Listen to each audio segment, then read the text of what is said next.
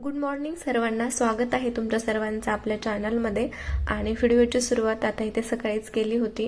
आता सकाळी म्हणण्यापेक्षा ना, हे काम जेव्हा मी करायला घेतलं त्याच्या आधी ना माझा स्वयंपाक करून झाला होता. आणि स्वयंपाकाचं काम म्हणलं ना, उन्हाळ्याच्या दिवसामध्ये खरंच खूप मोठं काम वाटतं.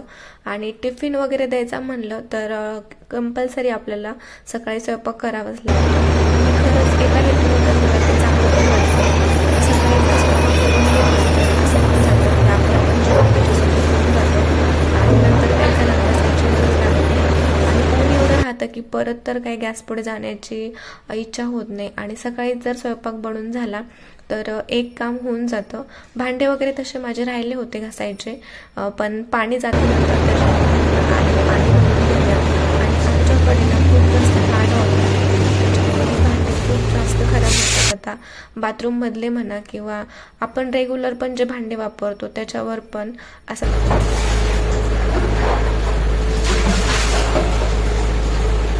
पावसाळ्यात म्हणा किंवा हिवाळ्यात म्हणा पाण्याचे तेवढे काही प्रॉब्लेम येत नाही. तसं पाणी आम्ही राहतो तिथे भरपूर आहे, पण आता उन्हाळ्यामध्ये कसं सगळीकडेच पाण्याचे प्रॉब्लेम असतात आणि आमच्या इथे थोडाफार होतोच प्रॉब्लेम. त्याच्यामुळे ना असं ड्रममध्ये पाणी कंपल्सरी भरून ठेवावंच लागतं. आणि आपल्याकडं जर छोटं बाळ असेल तर पाणी थोडंसं साठवून ठेवलेलं बरंच राहतं. त्याच्यामुळे ना माझ्याकडं हा ड्रम उन्हाळ्यात म्हणा किंवा पावसाळ्यात अक्षरशः भरूनच असतो आणि तो मी ठेवतेच.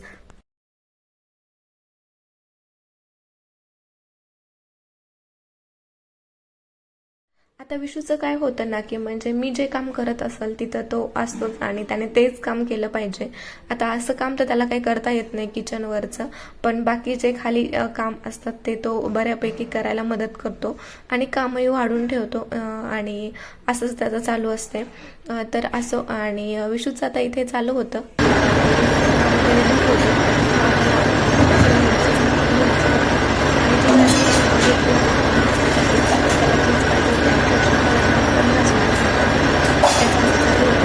घासणी दे आणि तुझं तुझं कसं करायचं ते तसं कर. तर मी कसं तरी त्याच्या हातातून ते घासणी घेऊन ते पटकन घासून घेतलं आणि म्हटलं पाणी जाण्याच्या आधी ना आता मला भांडे पण घासायचे होते. तर ड्रम आधी छान घासून घेतला, धुवून घेतलं व्यवस्थित आणि त्याच्यामध्ये पाणी भरायला ठेवलं. आणि आता ही एक बाटली होती जी पाण्याने भरून ठेवलेली होती, त्याच्यात थोडंसं पाणी होतं. आता म्हणलं तुला खेळायचं बाबा, तोपर्यंत ह्या पाण्यासोबत खेळ. आणि ते स्वच्छ मी केलं तर सगळंच पाणी खराब होऊन जातं. आणि आता कसं आहे ना, हे पाणी साठवलेलं असतं ते त्यालाच वापरायचं असते आणि त्याच्यासाठीच थोडी हायजीन मेंटेन ठेवावं लागते.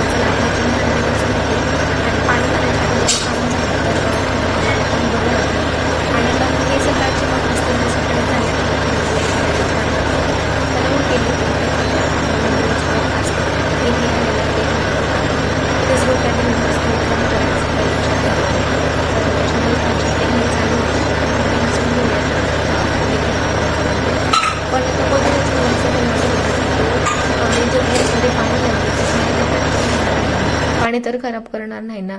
आता काय होतं ना, की म्हणजे आता उन्हाळ्याच्या दिवसात काय होतं ना, की पाणी जेवढं आपण व्यवस्थित वापरतो तेवढं आपल्यासाठीही चांगलं आणि सर्वांसाठी चांगलं. कसं आता ह्या पाण्यामध्ये जर त्याने हात घातला असता तर ते पाणी मला परत फेकून द्यावं लागलं असतं. आता तसं तर आम्ही यूज करणार असतो तर काही नाही, पण हे जर बाळासाठी आपल्याला यूज करायचं असेल पाणी तर थोडीशी आपल्याला पण आहे ना त्याची काळजी घ्यावी लागते. आणि स्वच्छता वगैरे आपण सर्वच गोष्टी व्यवस्थित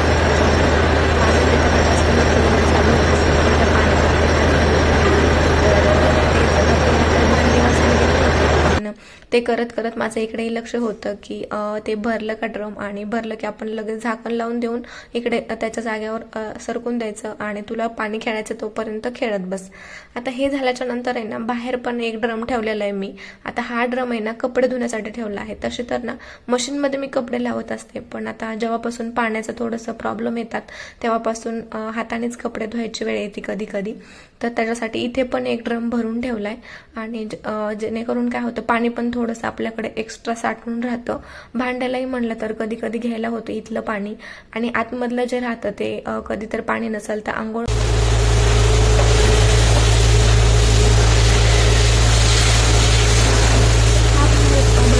ड्रम आहे ना याच्यामधलं पाणी मी आंघोळीसाठी किंवा भांड्यासाठी वापरत नाही, पण आता झाडांना म्हणा किंवा कपड्यांसाठी म्हणा हे पाणी जर भरून ठेवलं तर एक्स्ट्राची साठवून ठेवलं पाणी तर आणखीनच थोडं बरं राहतं. आता बाहेर ठेवल्यामुळं काय होतं ना की बाहेर किडे वगैरे राहतात आणि पालींचं पण येणं जाणं इथे राहतं, त्याच्यामुळे ना हे पाणी दुसऱ्या कामांसाठी वापरायला नको वाटतं. तसं तर कपडे मी मशीनलाच लावत असते, पण आता उन्हाळ्यात काय होतं ना थोडाफार तरी पाण्याचा प्रॉब्लेम येतोच, आणि प्रत्येक दिवशी तर काही कपडे मशीनला लावून होत नाही. आणि त्याच्यामुळे ना आता मशीन जर लावायचं म्हटलं तर त्याच्यासाठी पण भरपूर पाणी लागत असतं, आणि एकदा जर मशीन लावली आणि पाणी जर दिवसभर कपडे आणि कपड्यांचा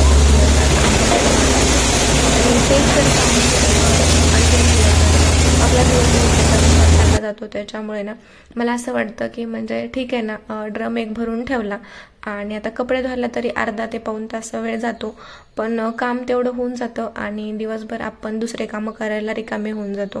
त्याच्यामुळेच इथे पण हा मी एक ड्रम ठेवलेला आहे. त्याला पण मी छान असं स्वच्छ धुवून घेतलं. आता त्या दोन्ही ड्रम 8 दिवसातून एकदा का होईना पण धुवून ठेवावेच लागतात. आता विशूचे कपडे म्हणा ते धुवायचे असतात या पाण्याने, त्याच्यामुळे हे पण पाणी स्वच्छ पाहिजे असतं.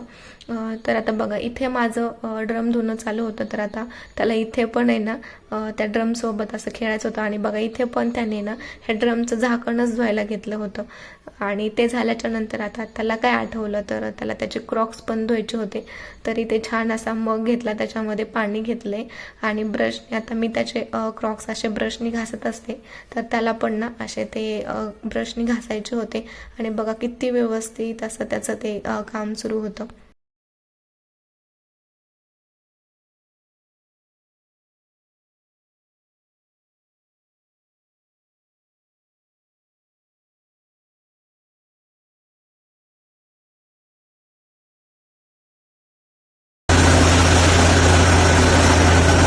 हे काम चालू होतं, पण वातावरण तर थोडं छान झालेलं होतं. असं वाटत होतं की थोडासा पाऊस येईल. पण पाऊस नाही त्या दिवशी झाला नसता, पण छान वातावरण झालं. असं वातावरण झालं असं म्हणायला खूप छान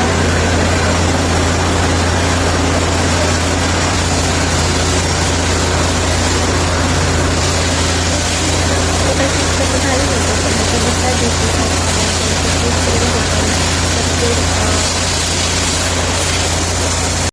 हॅलो, गुड मॉर्निंग सर्वांना. स्वागत आहे तुमच्या सर्वांचं आपल्या चॅनलमध्ये. आणि आत्ता व्हिडिओची सुरुवात केली आहे. आता जवळपास 11:30 वाजले आहेत आणि आत्ता मी स्वयंपाकाला सुरुवात करणार आहे. तर आज झालंय असं की आज ना आमच्याकडे पाहुणे आलेत आणि त्यांच्यासाठी स्वयंपाक बनवायचा आहे. तसं तर माझं बाकी काम आवरून झालंय, जसं की कपडे, फरशी. कपडे तर मी मशीनलाच लावून दिले. आता कपडे बऱ्यापैकी होते त्याच्यामुळे मशीनलाच लावले आणि आता स्वयंपाक करायचा आहे. आता स्वयंपाकाचं पण भरपूर काम असतंय आणि आता ऊन एवढे बापरे 11:30 वाजले, एवढी जास्त गरमी होतीये. आता स्वयंपाकामध्ये म्हणलं तर आता उन्हाळ्याचं म्हणलं तर दुसरं काय मेन्यू येतच नाही. आंबे येतात त्याच्यामुळे आमरस, चपाती, आणि आमच्यासोबत आंब्याच्या रसासोबत आहे ना सांडग्याची भाजी खातात, तर ती सांडग्याची भाजी एक बनवणार आहे. भजे, पापड आणि एवढं सगळं असणार आहे. तर चला आता तुम्हाला मी ना वड्याची भाजी कशी बनवते हे दाखवते. सांडग्याची भाजी बनवण्यासाठी आहे ना मी आता तेल टाकलं होतं कढईमध्ये आणि त्याच्यामध्ये जिरे, मोहरी, थोडासा लसण टाकला, कढीपत्ता टाकला आणि बारीक कट केलेला कांदा टाकला. आता हा कांदा इकडे छान भाजतोय, त्याच्यानंतर इकडे ह्या कढईमध्ये तेल ठेवले. आता ह्याच्यात भजे आणि कुरडई, पापड वगैरे काढून घेतो. कांदा छान भाजल्याच्या नंतर त्याच्यामध्ये सांडगे टाकले.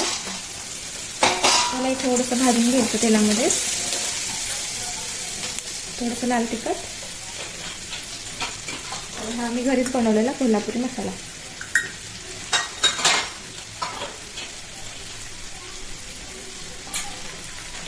शेंगदाण्याचं कूट,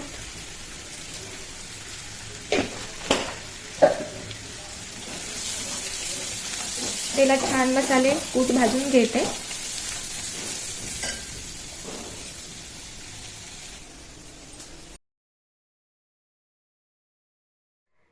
आता हे करण्याच्या आधी ना माझी कणिक मळून झाली होती आणि भाजी बनवायला घेतली होती.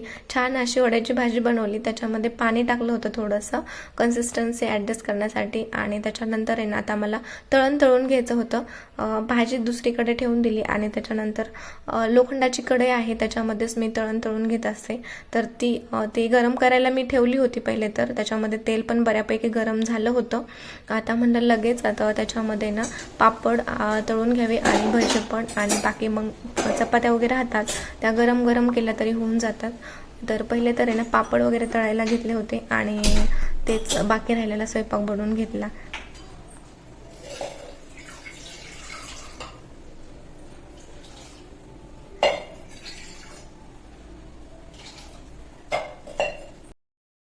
तर या दिवसाचा मेन्यू ना असा खूप छान होता. आंब्याचा रस होता, भजे होते, पापड होता, चपाती आणि छान अशी सांडग्याची भाजी होती. रसासोबत सांडग्याची भाजी खायला खूप छान लागते आणि शेवयाचा भात पण रसासोबत खूप छान लागतो. आणि असा होता आजचा दिवस.